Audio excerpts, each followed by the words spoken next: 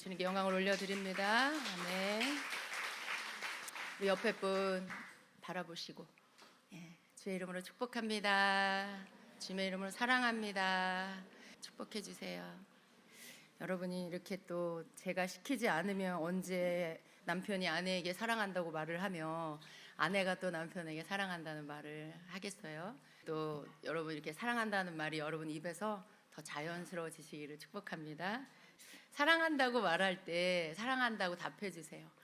왜 그래 이 사람이, 그러면 안 돼요. 네, 그러시면 안 되고, 여보 나도 사랑해. 우리 그리스도 안에서, 주님 안에서 우리가 함께 또 사랑하고, 주님 안에서 가족으로 묶어주셨고, 또 교우로 묶어주셨고, 이렇게 셀로 묶어주셨고, 함께 한 공동체 안에서 한 가족, 영적인 가족으로 묶어주셨어요. 그것이 사랑의 공동체죠. 거기서 우리가 뭘 배우는 거예요? 서로 사랑하는 거 배우는 거죠. 사랑이 안 될 때 많이 있으실 거예요. 사랑이 가는 사람이 있고 안 간 사람도 있을 수 있어요. 그런데 여러분, 우리가 이 공동체 안에서 배우는 건 더 많은 사람을 사랑하는 것을 배우는 것입니다. 가족 안에서도 사랑하고 싶지 않은 모습들이 물론 있겠죠. 그렇지만 가족으로 묶어주신 이유는 네가 사랑할 수 없는 그 사람도, 그 모습도 네가 사랑하는 것을 이 땅에 있는 동안에 배워라.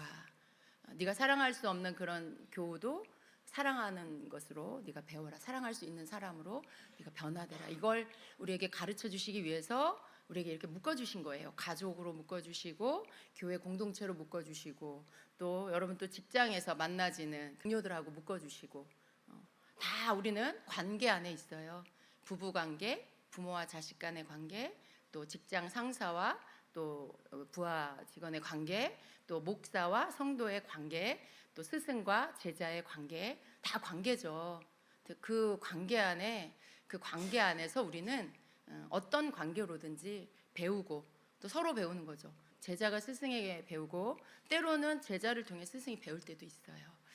성도는 목사에게 배우지만 때로는 목사가 성도를 바라보며 은혜를 받을 때도 있어요. 그런 모든 관계 안에 하나님은 서로 이렇게 주고 받게 하세요. 주기만 하는 게 아니에요. 받기만 하는 게 아니에요. 서로 주고 받게 하셔서 그 관계 안에 주님이 이렇게 사랑으로 엮으시고, 또 서로 겸손하게 하시고, 또 서로 은혜를 이렇게 주고 받고 흘러가고 흘러들어오게 하는 그런 통로로 우리 모두를 사용하는 것입니다. 여러분, 그 관계 안에서 항상 그런 눈으로 서로를 바라보시기 바랍니다. 주님께서 이 사람을 통해 나에게 뭘 배우게 하시나, 이 사람에게 주신 거, 귀한 것들 나도 배워야 되겠다, 이런 마음으로 여러분이 이렇게 바라보시면 나쁜 점보다, 흠보다는 장점이 더 많이 보일 거예요. 흠이 없는 사람이 어디 있겠어요? 그렇지만 우리가 그런 눈으로 바라보면 모두에게 배울 것이 있고, 또 서로에게 배울 것이 있을 것입니다. 그래서 우리가 서로를 세워줄 수 있는 자가 될 수 있습니다. 그런 눈으로 바라보면 우리는 서로 세워줄 수 있어요. 10가지 중에 장점이 한두 가지밖에 안 보여도 그 한두 가지를 칭찬하고 그것을 이렇게 세워주면 그 사람 서게 되는 거죠. 점점 더 3가지, 4가지 장점들이 더 늘어나게 될 것이에요. 우리가 그렇게 해서 주님 안에서 우리 서로 주님의 장성하심에 이르도록 우리가 서로를 그렇게 세워준 자가 되어야 하겠습니다. 아멘. 여러분, 주님이 말씀 앞에, 주님 앞에 있으라고 하세요. 오늘 특별히 저는 그 말씀 속에 매일 주님이 주시는 일용할 양식을, 그 만나를 먹으라고 하시는 말씀이 굉장히 마음에 와닿습니다. 오늘 등잔대에 대해서 우리가 말씀을 나눌 거예요. 바로 메노라입니다. 근데 이 메노라가 성소의 성막의 어느 위치에 있냐면 바로 떡상 맞은편에 있어서 그 빛을 비추게 하셨습니다. 위치를 거기에 정해 주셨어요. 주님 앞에 앉는 거, 매일 주님으로부터 우리가 말씀을 듣는 거, 그것은 주님의 말씀을 통해서 또 듣고, 말씀을 통해서 또 주님과 시간을 보내면서 주님이 우리에게 주시는 말씀을 깨닫고 또 듣기도 하고 그러는 것이죠. 오늘 메노라에 대해서 나눌 거지만요, 이것은 또 예수님이기도 하고 또 성령님을 상징하기도 하지만 또 우리를 상징하기도 해요. 우리가 말씀 앞에 있을 때 성령님이 말씀을 조명해 주셔서 우리에게 주님께로부터 오는 말씀을 듣게 해 주십니다. 그것으로 우리는 더 빛을 낼 수가 있게 되는 것이죠. 갑자기 예언을 선포하다가 그 장면이 떠올랐어요. 그래서 말씀 떡상 앞에 메노라를 두게 하셨구나라는 그런 것들을 다시 한번 깨닫게 됐습니다. 여러분, 이 메노라는 굉장히 많은 의미, 영적인 메시지를 갖고 있어요. 오늘 우리가 이 말씀을 함께 나누도록 하겠습니다. 민수기 8장 1절부터 4절의 말씀을 함께 보도록 하겠습니다. 함께 있습니다. 주님께서 모세에게 말씀하셨다. 아론에게 말하여라. 너는 그에게 등잔을 밝힐 때에는 등잔 7개가 등잔대 앞 맞은 쪽을 비추게 차려 놓으라고 일러라. 아론은 그대로 하여 주님께서 모세에게 명하신 대로 등잔이 등잔대 앞 맞은 쪽을 비추게 차려 놓았다. 등잔대는 금을 두드려서 만들었다. 줄기뿐만 아니라 꽃잎 모양 받침도 모두 망치로 두드려서 만들었다. 주님께서 모세에게 보여주신 견본대로 등잔대를 만들었다. 아멘. 제가 오늘 예배를 드리면서 참 예배라는 것은 신비롭다라는 생각을 또 한번 하게 됐습니다. 우리가 보여지는 이 공간 안에 있는데 찬양의 어느 지점에서는 영적인 세계로 이동하게 되는 것들을 봅니다. 이러한 것들을 할 수 있는 것은 우리의 힘으로 할 수 없죠. 정말 성령님께서 해주시는 것인데 어떨 때 영적인 세계 문이 열릴까라고 생각해 볼 때 여러분, 영적인 세계는 내 영이 정말 온전히 집중될 때, 내가 내 혼에 집중되거나 혼으로 집중되어 있거나 나의 육의 어떤 것에 집중되어 있는 게 아니라 내 영으로 집중되어 있을 때 그때 영적인 문이 열린다는 것을 다시 한번 오늘도 느낍니다. 어떻게 보면 되게 쉬운 거고요, 어떻게 보면 굉장히 또 어렵게 느껴질 수 있어요. 그런데 주님의 영적인 세계라고 하면 우리는 그냥 말씀을 통해서 이렇게 생각하시면 돼요. 하나님의 궁정에 들어가는 문. 근데 시편에서는 그걸 무엇이라고 말씀하고 있죠? 감사라고 말씀하고 있어요. 감사로 그 문에 들어갑니다. 찬양으로 그 문에 들어갑니다. 근데 정말 말씀 그대로예요. 우리가 감사하며 찬양할 때 그 궁정의 문이 열리는 거예요.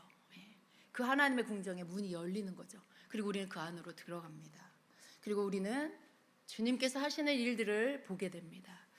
하나님께서 우리의 중심의 찬양 받기를 너무나 기뻐하시고 그 찬양은 놀라운 영의 역사들을 가져오는구나라는 거죠. 중심을 들인 찬양, 마음을 온전히 다 쏟아드리는 경배와 찬양, 그것은 여호와의 궁정의 문으로 들어가게 만들어주고요, 그 문 안에 들어가서 우리는 주님이 하시는 일들을 볼 수 있게 되는 겁니다. 성령님께서 여러분 가운데 운행하시면서 물론 성령님이 역사하시지만 또 그 모습이 주님이십니다. 또 많은 천사들이 이곳에 더 많이 파송되어져서 우리에게, 여러분에게 일하는 것을 보았습니다. 주님께서 여러분 가운데 운행하시면서 여러분을 만지시기 시작했어요. 그리고 또 어떤 사람의 그 아픈 곳들을 주님이 이렇게 치유하시는 그런 모습들, 제가 그것을 볼 때마다 여러분에게 이렇게 선포했습니다. 눈과 귀를 새롭게 열어주시고, 또 어떤 사람의 간이 보였어요. 저는 누구인지 모르겠어요. 근데 제가 느끼는 건 그 간이 건강하지 않은 그런 모습, 주님께서 그 부분들을 만지시고 치유하는 그런 모습을 보여주셨습니다. 어떤 사람의 발목이 이렇게 아파요. 그런데 주님이 그것을 또 치유하시는 그런 모습을 또 보여주시고요. 또 장기의 기능들에 약한 사람들이 있어요. 위와 장에 약한 사람들이 있는데 고통이 있는 그런 자를 주님이 치유하시는 그런 모습을 또 보여주셨습니다. 어떤 사람이 귀가 꽉 막혀 있었어요. 그것은 마귀가 그 귀에 듣지 못하도록 뭔가를 이렇게 막아놓은, 뭘 집어넣어서 막아놓은 것이라는 걸 알게 하셨는데 주님이 그것들을 빼내고 치유하시는 그런 모습을 또 보여주셨습니다. 주님께서 영의 세계 안에서 일어나는 일들을 우리에게 보여주시고 실제로 그러한 일들을 주님이 하고 계시는 것들을 보게 하시는 거, 우리가 하나님의 여호와의 궁정 안으로 우리가 들어갔을 때, 영의 세계, 주님의 세계 안으로 우리가 들어가게 됐을 때 우리가 보게 되는 것들입니다. 그것은 너무 감사한 일이고요, 너무 경이로운 일이에요. 왜냐하면 영이신 주님께서 일하시는 것들, 그리고 영적인 존재인 천사가 일하는 것들을 우리의 영의 눈으로 볼 수 있게 되기 때문에 그렇고요. 그것을 본다는 것은 굉장한 특권이고 또 굉장한 감사의 조건이에요. 여러분, 주님께서 우리의 예배를, 경배를 받으시고 여러분에게 오셔서 여러분의 피로를 채우시는 분이라는 걸 믿으십시오. 여러분의 피로를 채우시는 분이십니다. 어떤 사람이요, 주님 앞에 막 무릎을 꿇고 기도했어요. 근데 그 사람 뒤에 바구니 같은 그런 어떤 큰 그릇이 있었어요. 그 사람의 그 비어 있는 그릇에 재정이 채워지는 것을 보여주셨어요. 근데 그 사람이 구한 것이 물질이었다는 걸 알게 하셨어요. 주님 앞에 기도하고 주님께 구했는데 그 사람 뒤에 있는 그 빈 그릇에 물질이 채워졌어요. 이쪽 방향을 보고 바라보고 하나님 앞에 기도를 하고 있는데 돈이 채워지는 건 뒤에 있는 그릇에 돈이 채워졌습니다. 하나님께서 사람을 의지하지 말라고 하시고 환경 가운데 온 어떤 기회를 그게 나를 살려주겠지라고 하는 그런 것들을 하지 말라고 하십니다.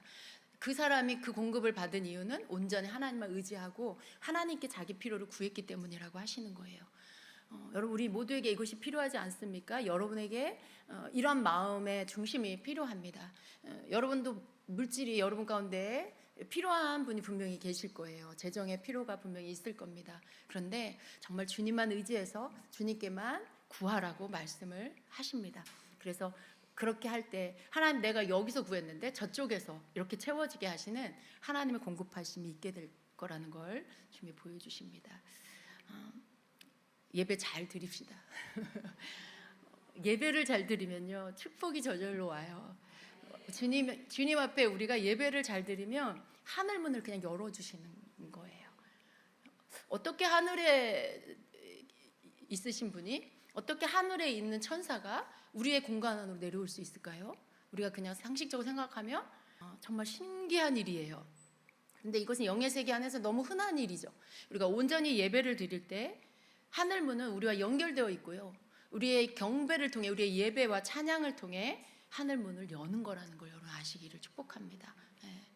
그래서 주님 앞에 감사하세요. 찬양을 드릴 때 모든 것에 감사하면서 주님께 예배를 드리세요.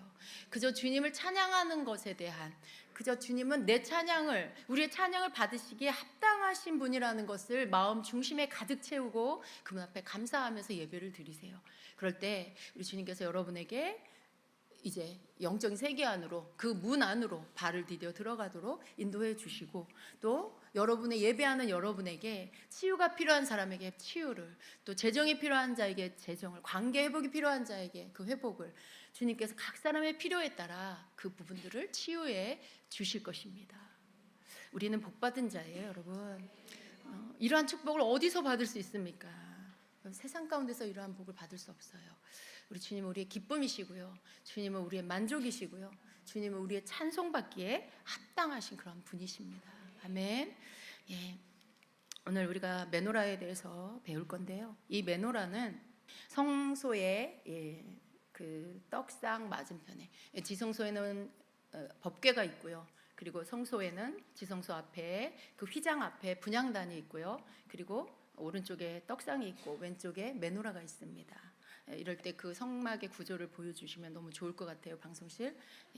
그래서 그렇게 성소 안에 또 지성소 안에 이렇게 하나님께서 만들어 여기에다 놓아라라고 하신 성막의 기구들을 그렇게 배치를 했습니다. 메노라에 대한 말씀을 민수기 8장에도 말씀하고 있고 출애굽기 25장에도 또 말씀하고 있고 그런데 여러분 오늘 특별히 또 민수기에서 메노라의 이 말씀을 통해서 그 긴 이야기를 다 하지는 않으셨어요. 그런데 아주 중요한 몇 가지 이 등잔대를 어디에다 어떻게 놓아야 하는지 그리고 이 등잔대가 메노라가 어떻게 만들어야 하는지를 다시 한번 말씀하고 계시죠.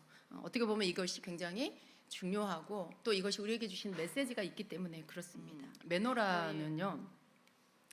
메노라는 성소에서 유일하게 빛을 비추는 빛입니다. 우리 여기 성전도 지금 불 켜져 있는 이 전등의 모든 불을 끄면 어둡습니다. 근데 성소도 그 위에 4겹의 덮개로 덮여 있고요. 또 휘장으로 다 가리워져 있어서 빛이 없습니다. 그런데 이 메노라의 불을 밝힘으로 인해서 성소 안이 환하게 빛을 비추게 되는 것입니다. 그래서 이 메노라의 기능은 빛을 비추는 거예요. 어두움을 몰아내는 게 이 메노라가 하는 기능입니다.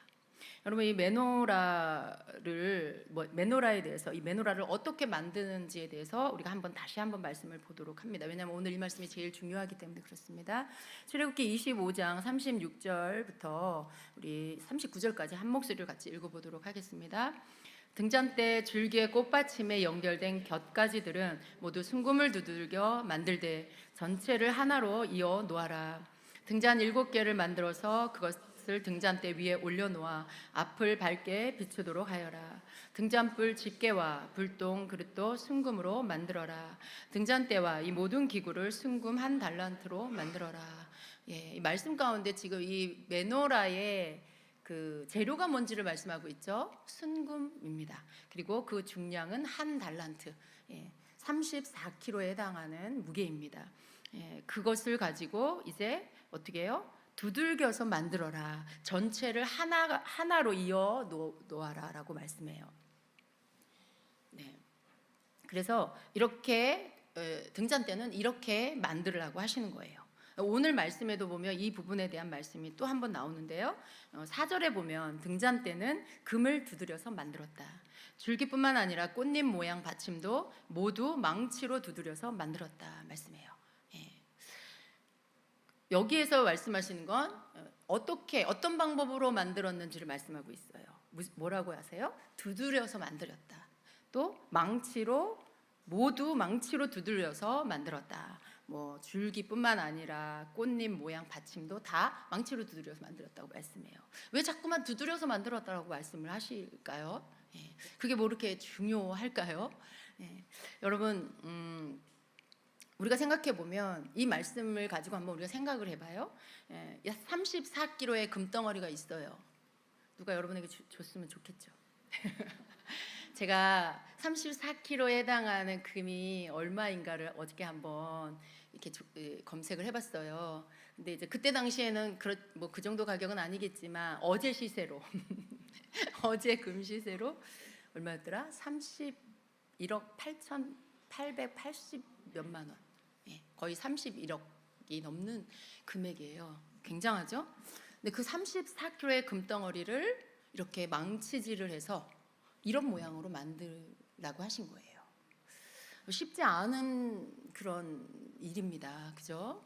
여러분, 어떻게 덩어리의 금을, 그것도 무슨 흙도 아니고 밀가루도 아니고 금덩어리를 두드려서 이런 아름다운 등잔대를 만들라고 하시는 하나님의 뜻이 뭘까? 왜 성경에는 이런 것들을 넣어두셨을까? 우리가 생각을 해봐야 합니다. 지금 이 모양은 우리가 지금 위에 뭐 꽃받침 이런 게 잘 보이지 않아요. 근데 사진을 아까 띄워주셨나요? 메노라 사진을 보면 이 사진은 어디에 있는 거냐면 이스라엘에 가면 예루살렘 통곡의 벽에 입구에 들어가다 보면 이 메노라가 유리관 안에 있습니다. 근데 이 사진에서 보면 이 메노라의 그 꽃받침과 그 꽃잎의 모양들이 굉장히 지금 뭐 자세하게 보이진 않지만 굉장히 정교하게 그 모양으로 만들어졌다는 걸 우리가 볼 수 있습니다. 근데 저런 모든 모양들을 이렇게 만들어서 이렇게 손으로 하나하나 만들어서 붙인 게 아니라 통해서 두들겨서 저 모양들을 만들었다는 거예요. 그리고 저렇게 이렇게 휘어지는 줄기의 이 곡선과 이런 가지들의 이 모든 것들, 이 가는 이 모든 모습들을 망치로 단지 두드려서 저걸 만들었다라는 거죠. 굉장히 어려운 작업이었을 거란 생각이 우리가 그냥 보기만 해도 그 생각이 듭니다. 그런데 굳이 하나님은 저렇게 만들라고 모세에게 지시를 하신 거예요. 좀 이렇게 각각 만들어서 붙이면 안 됐을까? 근데 그게 아니고 정말 그냥 다 두드려서 이렇게 만들게 하셨습니다. 여러분, 메노라가 갖는 영적인 의미는요, 우리는 가장 먼저는 이 메노라가 바로 예수 그리스도를 상징한다는 걸 압니다. 왜냐하면 세상 가운데 유일하게 참빛을 비추시는 분은 우리 주 예수 그리스도이십니다. 그 어떤 것도 참된 빛이 될 수 없습니다. 왜냐하면 참된 빛이라는 것은 우리를 생명을 주는 빛이어야 돼요. 구원을 주는 빛이어야 돼요. 사망에서 생명으로 옮겨주시는 빛이어야 돼요. 그런데 그렇게 우리를 사망에서 생명으로 옮겨주실 수 있는 빛은 오직 예수 그리스도밖에 없습니다.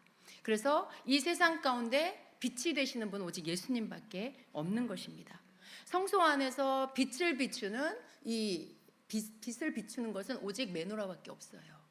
여러분, 이러한 어떤 그 메노라 안에 예수 그리스도가 예표되어 있다는 것을 우리가 알 수 있어요. 또 말씀에도 보면 요한복음 8장 12절에 예수께서 다시 그들에게 말씀하셨다. 나는 세상의 빛이다. 나를 따르는 사람은 어둠 속에 다니지 아니하고 생명의 빛을 얻을 것이다 라고 예수님께서 또 말씀을 하셨습니다.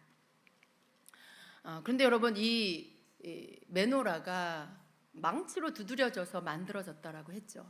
예수님이 어떻게 메노라이실까라고 할 때 우리는 예수님을 생각할 때 망치로 두드리는 것과 같은 고통을 예수님은 겪으셨구나. 망치로 두드려서 그 모양을 바꾸어서 그 고난을 받으시고 고통을 겪으면서 예수님께서 이렇게 하나님의 뜻에 순종하여서 하나님이 원하시는 것들을 이루는 그 일들을 예수님이 하셨구나라는 것들을 우리가 묵상할 수 있습니다.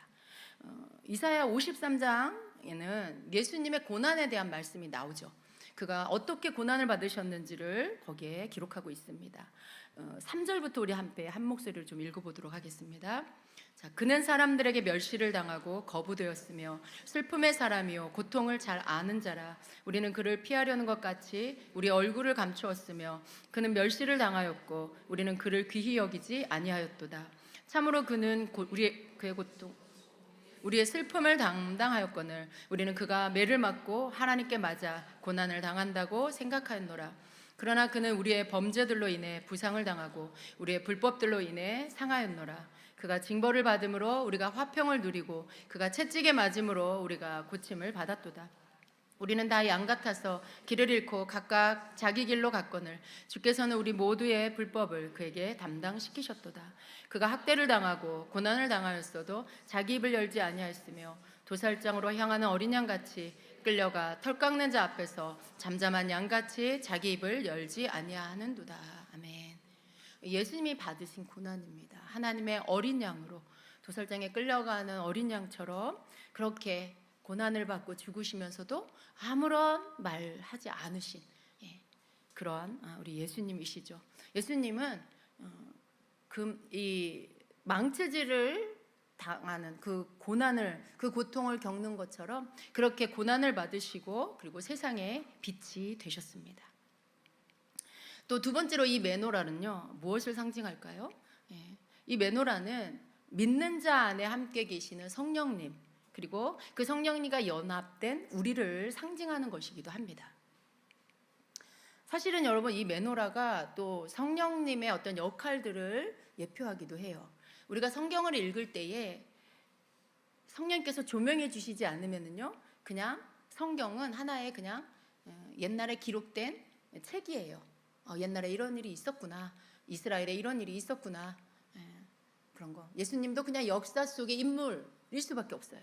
그러나 성령님께서 빛을 비춰주시면, 조명해 주시면 그 말씀이 살아있는 하나님의 말씀으로, 오늘 나에게 하시는 말씀으로 다가오는 것입니다. 깨달아지는 것입니다. 반드시 그런 역사들이 또한 있어야 되겠죠. 근데 그 성령님이 이제 예수 그리스도를 믿는 하나님의 자녀된 여러분에게 들어오셨습니다. 역사하신 성령님께서 들어오셔서 우리는 성령님과 연합된 자가 되었습니다. 여러분, 예수님께서 믿는 자를 향하여서 너희가 세상의 빛이라 라고 말씀하셨죠. 마태복음 5장 14절에 너희는 세상의 빛이라 말씀해요. 산 위에 있는 동네가 숨기우지 못할 것이다 라고 말씀하고 있어요. 자, 우리 16절 한 목소리로 같이 읽어볼까요? 이같이 너희 빛이 사람 앞에 비치게 하여 그들로 너희 착한 행실을 보고 하늘에 계신 너희 아버지께 영광을 돌리게 하라. 너희는 세상의 빛이라 산 위에 있는 동네가 숨겨지지 못할 것이다. 그래서 우리가 말 아래 이렇게 등경 아래 두는 게 아니고 위에다가 그 등불을 두듯이 그렇게 빛을 위에다 둔다라고 하시죠. 우리가 세상의 빛을 비추고 그리고 사람들이 우리의 행실을 보고 하나님 앞에 영광을 돌리게 된다라고, 돌리게 하라고 예수님 말씀하셨어요. 여러분, 세상의 빛이십니까? 아멘.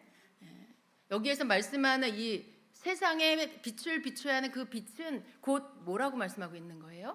믿는 자들의 착한 행실이라고 말씀하고 있는 거예요. 너희의 착한 행실을 보고 하늘에 계신 너희 아버지께 영광을 돌리게 하라고 하셨죠. 우리가 착한 행실로 행하고 있는지 어떠세요, 여러분? 착한 행실로 행하고 있으십니까? 의미 있는 미소를 지으시는 분은 무슨 뜻일까요? 그럴 때도 있고 그렇지 못할 때도 있다라는 뜻인 것 같아요. 우리가 말씀을 알고 그리고 또 세상 가운데 그리스도인으로서 주님의 빛을 드러내는 삶을 살아야 한다는 걸 알아요. 그렇지만 그렇게 살 때도 있지만 또 그렇게 못 살 때도 우리가 있어요. 때로는 많은 세상 사람들이, 예수 믿지 않는 많은 사람들이 이렇게 만났을 때 많은 경우에 예전에 교회를 다녔는데 지금은 안 다녀요. 혹은 내가 교회를 다니려고 해도 예수 믿는 사람들 보기 싫어서 가고 싶지 않아요. 뭐 이런 말을 우리는 많이 듣게 됩니다. 예수 믿는 사람이, 믿지 않는 사람이 교회를 오도록 그렇게 빛을 비춘 게 아니라 오히려 교회 오는 길들을 막아버린 일들이 되게 많이 있는 것 같아요. 여러분, 그게 뭐 내가 일부러 여러분이 일부러, 우리가 일부러 그러는 거 아니죠. 많은 경우에 아직 신앙이 어리고 상처가 치유되지 않고 여러 가지 하나님 잘 알지 못하고 그러는 삶 속에서 자기가 여전히 많이 남아있는 상태, 상처가 여전히 쌓여있는 그 상태로 살다 보니 사람들 가운데 본이 되지 못한 모습들이 분명히 있었을 겁니다. 그런데 예수님은 뭐라고 하세요? 너희는 세상의 빛이다. 그리고 너희들이 세상의 빛을 비추어서 세상 사람들이 너희들의 행실을 보고 하나님께 영광을 돌리게 해라 라고 하신 거예요. 이게 우리가 해야 할 일인 것이에요. 여러분, 근데 하나님은요, 우리에게 예수님을 통해서 우리를 세상에 빛되게 하시고요, 그리고 예수님 말씀하신 것처럼 우리로 세상 사람들이 우리를 보고 하나님 앞에 영광을 돌리게 만들어 주실 것입니다. 그래서 여러분이 빛이라는 것을 믿으십시오. 나는 빛이 아닌 것 같아, 나는 빛이 아니라 오히려 어둠인 것 같아, 뭐 이렇게 생각하시면 안 됩니다. 여러분 세상의 빛이고요, 그리고 세상 가운데 빛을 발하는 자가 되게 해달라고 여러분 기도하시고 또 순종하셔야 하는 것입니다. 우리가 예수님이 메노라이신 것처럼 예수님을 믿는 성령님을 모신 우리는요, 또 메노라가 되어야 합니다. 하나님께서 왜 성경 안에 메노라에 대한 말씀을 이렇게 반복해서 또 말씀하시고 또 말씀하시고, 뭐 두드려서 만들어라, 또 여기서 망치로 두드려서 만들어, 왜 자꾸 이 말씀을 하셨을까? 굉장히 중요한 메시지가 그 안에 있기 때문에 하나님께서는 자꾸 말씀을 하신 것입니다. 여러분, 메노라는 망치로 두드려서 만드는 거예요. 근데 하나님은요, 이 빛을 발하는 메노라는, 예수님이 세상에 빛이 되시고 메노라가 되신 것처럼, 성령님이 메노라이신 것처럼 성령님을 모신 우리는요, 메노라가 되어야 합니다. 하나님이요, 우리를 메노라로 만들어가고 계세요.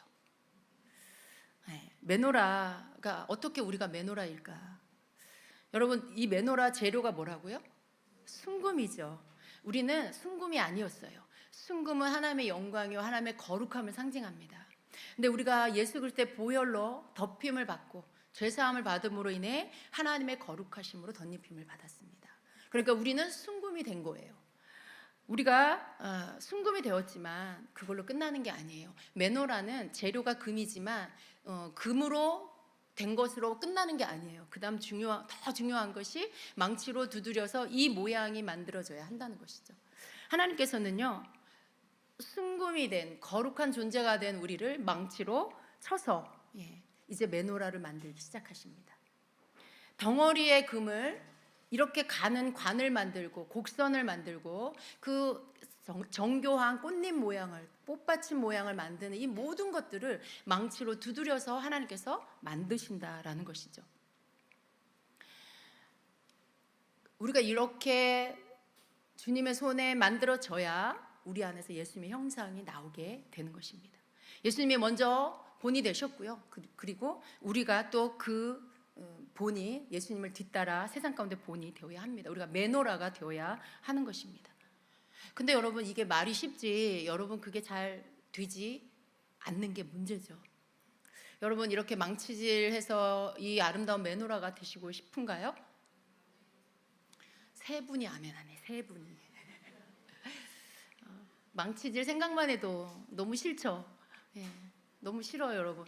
그 망치질 당한다는 게 얼마나 아파요. 망치질 해보셨어요?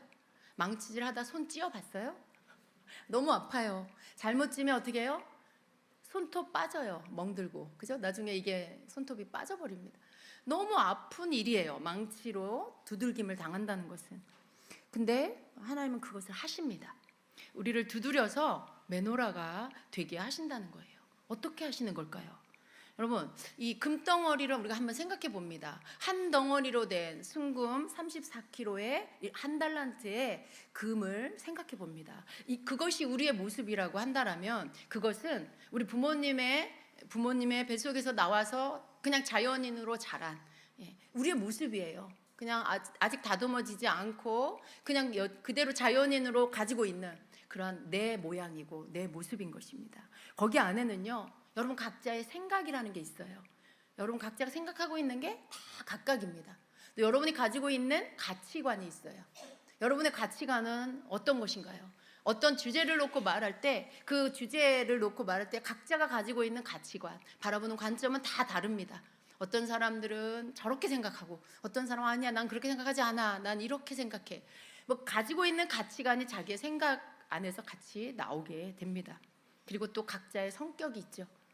불같은 성격, 또 너무 내성적인 성격, 급한 성격, 너무 느린 성격, 또 뭔가 말하지 않으면 안 되는 성격, 어떤 말도 안 하고 속에 꾹꾹 쌓아두는 성격, 각자가 가진 성격이 있어요. 그리고 여러분이 가지고 있는 습관들이 있습니다. 어떤 습관들을 갖고 계시나요? 어떤 사람은 일찍 일어나는 습관, 어떤 사람은 늦게 일어나는 습관, 어떤 사람은 자꾸만 반복되어서 하지 말아야 될 습관을 끊지 못하고 있는 그런 죄의 습관들이 여전히 있는 그런 사람도 있을 것이고, 여러분이 갖고 있는 각자의 여러 가지 것들이 있을 거예요. 그럼 그 모든 것들을 통합적으로 그것을 여러분의 모양이라고 볼 수 있습니다. 아직 망치질 당하기 전에 여러분의 모습입니다. 모양입니다. 근데 여러분, 그 모습, 그 모양으로는 이 메노라가 될 수가 없습니다. 그냥 난 예수님 믿어, 난 예수님의 보혈로 씻김 받았어, 난 하나님이 나를 거룩하게 하셨어, 그걸로 끝난 게 아니라는 거죠. 순금이 되었으면 그 다음 망치질을 받아야 돼요. 내 모양이 바뀌어서, 내 원래 모양이 바뀌어서 이 메노라의 모양으로 바뀌어야 되는 것입니다.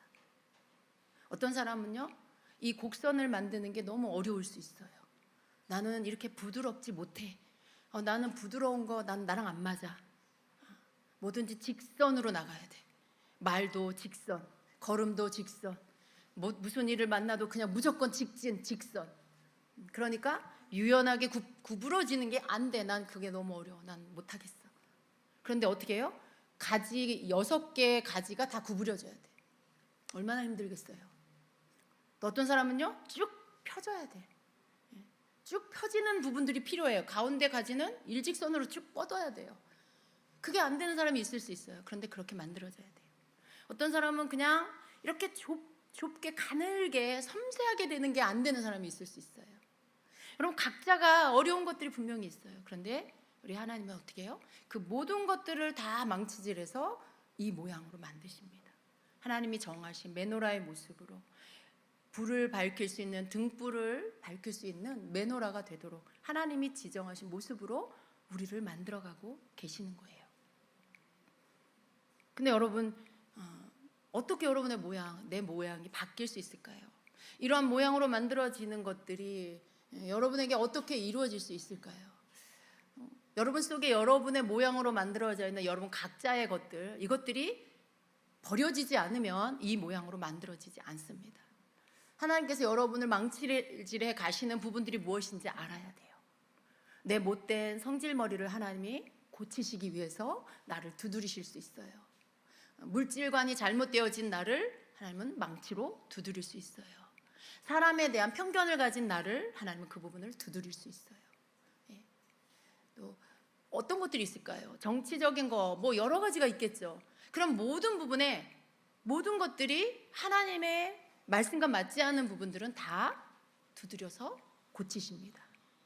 여러분의 가치관이, 각자가 가지고 있는 가치관이 있을 거예요. 세상을 바라보고 생각하는 여러분의 가치관이 있을 거예요. 근데 여러분, 어떤 가치관이 가장 옳을까요?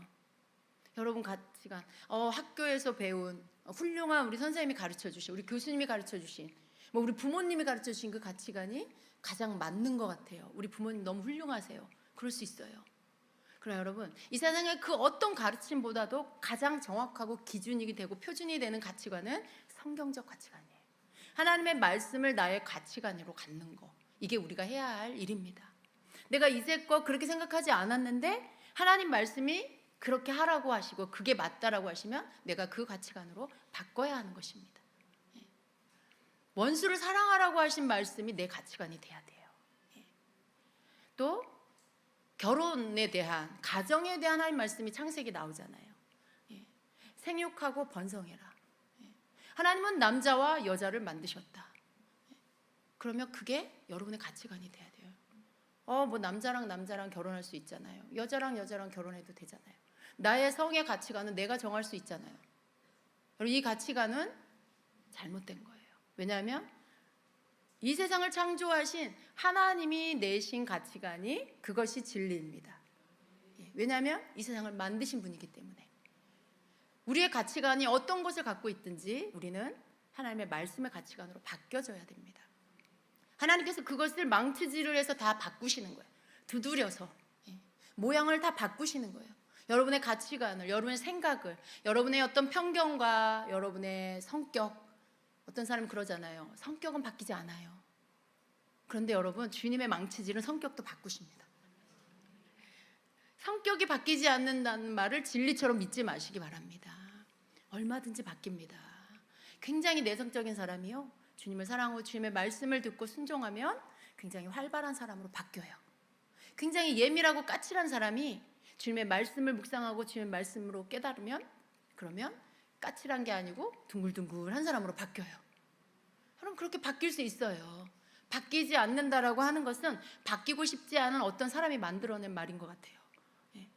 네, 하나님의 말씀은 우리의 성격조차도 바꾸어 주십니다. 우리의 모든 부분에 한쪽으로 치우쳐져 있는 것들을 균형 있게 만들어 주신다는 거예요. 그렇게 바뀌어지도록 하시는 게 바로 망치질이에요. 두드리시는 거예요. 근데 여러분, 이 망치질을 우리가 생각하면요, 굉장히 아프다는 것을 생각해야 돼요. 망치질 하다가 잘못 손을 찧어도 그렇게 아픈데, 나의 온 삶에 하나님이 완전한 다른 모양으로 만드시기 위해서 모든 것들을 다 망치질 하신다. 여러분, 머리에서 발끝까지 온몸을 망치질 하신다라고 생각하면 너무 고통스럽겠죠. 힘들겠죠. 그런데 여러분, 하나님께서 우리를 그렇게 하십니다. 우리는 우리 힘으로 그것들을 감당해낼 수 없어요. 여러분의 고통, 삶에 환난이 오고 고통이 올 때가 있죠. 어려움이 올 때가 있습니다. 여러 가지 어려운, 여러 영역의 여러 가지 문제들이 여러분 삶 앞에 직면될 수 있어요. 그러나 그러한 일들을 만날 때 우리가 그것들을 대하는 나의 태도와 반응이 어떠냐에 따라 그것은 나에게 큰 고통이 될 수도 있고 작은 고통이 될 수도 있습니다. 하나님께서 우리에게 그런 것들을 보내실 때 하나님 나를 망치질 하시는 거예요. 재정에 어려움이 왔어, 망치질 하시는 거예요. 관계에 어려움이 왔어, 나를 망치질 하시는 거예요. 여러분의 가정 안에 문제가 일어났어, 여러분 망치질 하시는 거예요.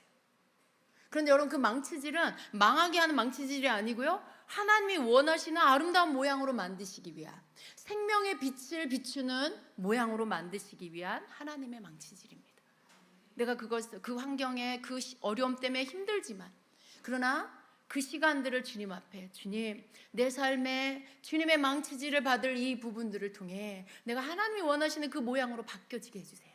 정말 하나님이 원하시는 그 아름다운 메노라가 되게 해주세요. 여러분, 우리가 이렇게 반응한다면 하나님의 망치질은 빠른 시간에 끝날 거예요. 그것을 대하는, 그것을 바라보는 나의 시선이, 내가 그것을 대하는 내 반응이 달라진다면 그 망치질은 빨리 끝나고 변화가 있을 것입니다. 하나님은 우리가 그것을 하기를 원하세요. 왜 그런 고난을 주시면서까지 그 일을 하실까? 우리의 모양 그대로는 세상의 빛이 될 수 없기 때문에 그렇습니다. 말씀은 들어서 머리가 터질 만큼 말씀을 알아. 그런데 행실이 안 돼. 어떻게 세상의 빛이 될 수 있을까요? 성령님은 내 안에 오셨지만 성령님과 함께 동행하고 순종하지 않아. 그럼 내가 어떻게 세상의 빛이 될 수 있을까요? 내 안에 예수님이 와 계셔도 예수님을 드러낼 수 있는 그 빛을 나는 발할 수 없는 것입니다. 우리가 망치질로 내 모양이 바뀌지 않으면 빛을 낼 수가 없어요. 빛을 발할 수가 없는 거예요. 하나님께서 그렇기 때문에 우리에게 망치질을 통해 우리를 메노라로 빚으시는 겁니다. 우리 속에는 여러 가지 내 안에 여러분 쌓여 있는 것들이 있어요. 여러분 안에 무엇을 담고 있으세요? 우리가 메노라를 생각해 볼 때 우리가 겉모양을 생각했어요. 근데 이 메노라는 어떻게 불을 밝히냐면 이 메노라에 이 가지가 6개가 있습니다. 이 가운데 이렇게 중심이 되는 이 관, 그것을 따라 양 옆으로 2가지씩 이렇게 한쪽에 3가지 또 한쪽에 3가지씩 6가지가 있어 전체가 중심까지 해서 7개의 가지입니다. 여러분 이 불을 밝히는 이것이 어떻게 불을 밝히라고 말씀하셨냐면 출애굽기 27장 20절에는요 하나님께서 올리브 기름을 짜서 깨끗한 그 순수한 그 기름으로 이 관에다 이 기름을 채워서 불을 밝히라고 말씀하고 있어요. 너는 이스라엘 자손에게 명하여 올리브를 찧어서 짜낸 깨끗한 기름을 가져다가 등불을 켜게 하되 그 등불을 늘 켜두어라 말씀해요. 그러니까 이 등불을 저녁부터 아침까지 켜게 하셨습니다. 근데 이 관이 소개가 비어 있는 거예요. 그래서 가운데 관에다가 기름을 올리브 기름을 부으면 계속해서 부으면 이 관 줄기로 기름이 차면서 전체 관에 기름이 다 차죠. 그리고 그 등잔에다가 불을 붙이면 그 기름으로 인하여 불꽃이 타게 되는 것입니다. 그러니까 이 메노라 안은 어떻게 되어 있는 거예요? 속이 비어 있는 거예요.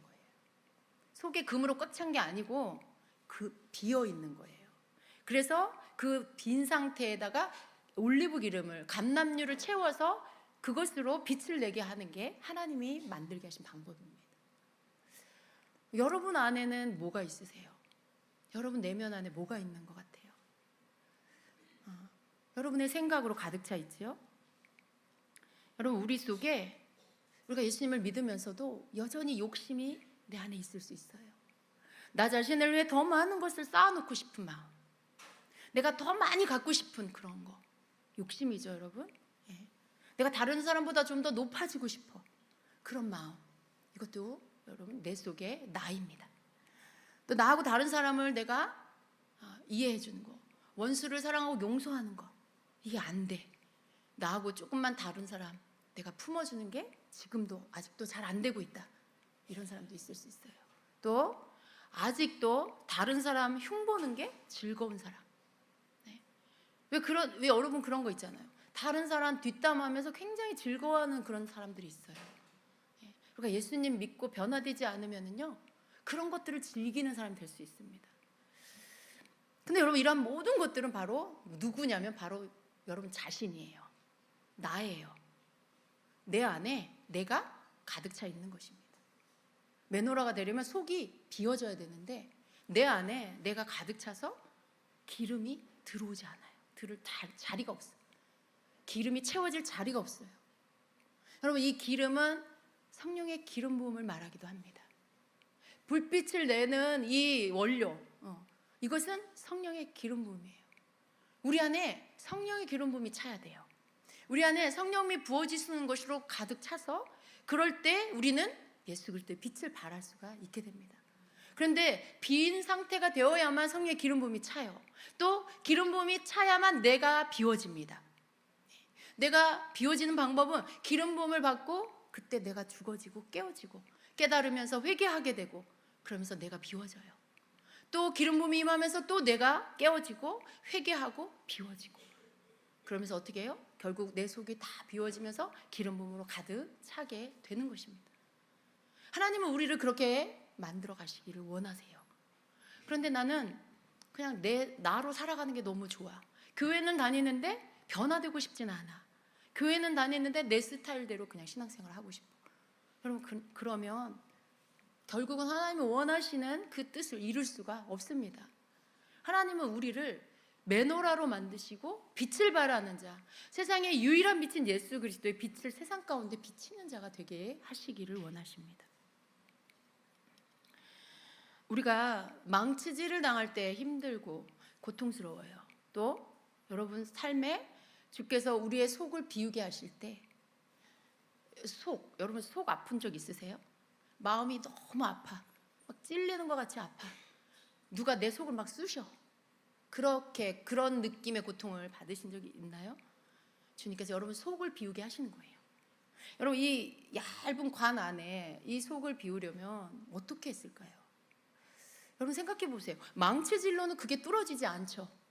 아마도 모양은 망치질로 만들지만 그 속을 비우는 건 뾰족한 어떠한 이 안에 있는 금을 이렇게 부드럽게 해서 밀어서 뚫어내는 이런 방법으로, 어떤 찌르는 이런 어떤 밀어내는 이런 방법으로 하지 않았을까 싶어요.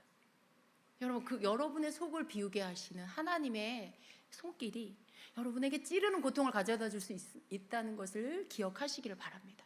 사람이 나를 찔러, 사람이 어떤 말에 내가 막 아파, 상처받아. 여러분, 그거 혹시 주님이 여러분 속을 비우게 하시려고, 여러분 속을 비워 기름 부음으로 채워주시려고 하시는 게 아닌지를 생각해 보시길 바랍니다. 하나님 앞에서 우리가 이 모양으로 완성되기 위해서는 고통이 따른다는 것을 기억을 하셔야 됩니다. 우리 속에 남아있는, 내 속에 남아있는 나, 내 속에 채워져 있는 나, 그게 뭘까를 우리는 깨달아야 합니다. 여러분 가지고 있는 여러분의 생각 속에 내가 항상 옳다라고 생각하는 거, 내가 옳아서 모든 사람이 내 말을 들어야 해, 우리 가족은 항상 내 말을 들어야 해, 내가 말하는 게 법이야. 여러분, 그런 어떤 강함이 여러분 안에 혹시 있습니까? 그럼 그거 버려야 되는 것이죠. 주님께서 내 속을 비우게 하실 때 내가 거치는 것, 다른 사람하고 관계 안에 내가 이렇게 걸리게 되는 것들, 트러블이 일어나게 되는 거, 자꾸 부딪혀서 걸림돌이 되게 하는 요소들, 그것들을 여러분 다 버려야 합니다. 하나님은요, 연합되게 하는 걸 원하세요. 내가 가는 곳에 자꾸 분리가 일어나, 분열이 생겨, 다툼이 일어나. 여러분, 만약에 그런다면 나는 그 부분들을 망치질 받아야 돼요. 그 부분들을 내가 뾰족한 꼬챙이로 이렇게 찔림을 받아야만 비워지게 되는 것입니다. 아프고 힘들고 고통스러워요. 그러나 그러한 모든 시간들을 통과하여 하고 났을 때 여러분, 우리의 모양이 바뀌게 된다는 것이죠. 그럴 때 하나님께서 우리의 모양을 바꿔가실 때 우리는 버티지 말아야 돼요. 고집스럽게 버티고 앉아서 하나님 원망하고 신세 한탄하고 부모님 탓하고 다른 사람 탓하고, 여러분 그런 거 하면 안 돼요. 여러분이 누군가를 탓한다라면 결국 그 위에 하나님 탓하는 거예요. 이스라엘 백성이 원망하고 모세를 원망했어요. 그런데 그 모세를 원망하는 것은 곧 모세를 하나님의 종으로 보내신, 지도자로 세우신 하나님을 원망하는, 그게 되는 거죠. 누군가를 여러분 탓하고 원망하지 마시고 하나님 앞에, 주님, 내 어느 부분을 두드리시나요? 나의 어느 부분을 주님께서 망치질 하시나요? 주님, 내가 깨닫기 원합니다. 회개하기 원합니다. 고치기 원합니다. 주님, 나에게 은혜 주시고 나의 고쳐야 될 부분들을 내가 고칠 수 있게 해 주시옵소서. 여러분, 이렇게 반응하셔야 돼요. 고집스럽게 버티고 하나님 원망하고 불평하고 시험 들어서 교회 안 나오고 누구 꼴보기 싫어서 막 교회 안 나오고, 그럼 그건 정말 하나님 나 더 두드리세요 라고 하는 거예요. 너무 싫은데 계속 두드려야 돼. 더 강도를 세게 두드려야 그게 바뀌어, 모양이. 얼마나 고통스럽겠어요. 그렇게 여러분 지혜가 있는 자라면 얼른 주님 앞에 엎드리고 주님 앞에 다른 사람을 보는 게 아니고 나를 보게 해달라고, 지금 내 모습이 어떤지, 내가 뭘 고쳐야 하는지, 내가 무엇이 잘못됐는지를 가르쳐 주세요라고 그렇게 기도해야 하는 것입니다. 여러분 속에 가지고 있는 여러분의 모습이 뭔지를 오늘 또 깨닫게 되시길 축복합니다. 어떤 땐 여러분 이게 구분이 잘 안 될 수 있어요. 때로는 여러분을 분명하게 보는 게 필요합니다. 하나님 말씀은 우리 자신을 비춰줘요. 내 어느 부분이 주님의 망치질을 받아야 할 부분인지 보여주십니다. 그것을 보게 되는 이 시간 되기를 축복합니다. 여러분 속에 비워야 할 것이 무엇인지를 보게 되는 그 시간이 되기를 축복합니다. 우리는 주님의 아름다운 메노라로 세상을 밝히는 빛이 되어야 합니다. 주님이 이미 우리에게 너희는 세상의 빛이라고 말씀하신 것처럼 우리는 정말 아름다운 메노라의 빛을 발하는, 그 기름이 계속해서 채워져서 불이 꺼지지 않고 계속해서 불을 밝힐 수 있는 예수 그리스도의 빛을 발하는 그러한 성도들이 되어야 합니다. 그렇게 되시기를 축복합니다. 내 속에 있는 거 비워내시고 내 모양을 바꾸시고 하나님 손에 바뀌시도록 나를 내어드리고, 그래서 주님의 망치질을 기꺼이 받고 그렇게 아름다운 메노라로 거듭나게 된 여러분 되시기를 예수님의 이름으로 축복합니다.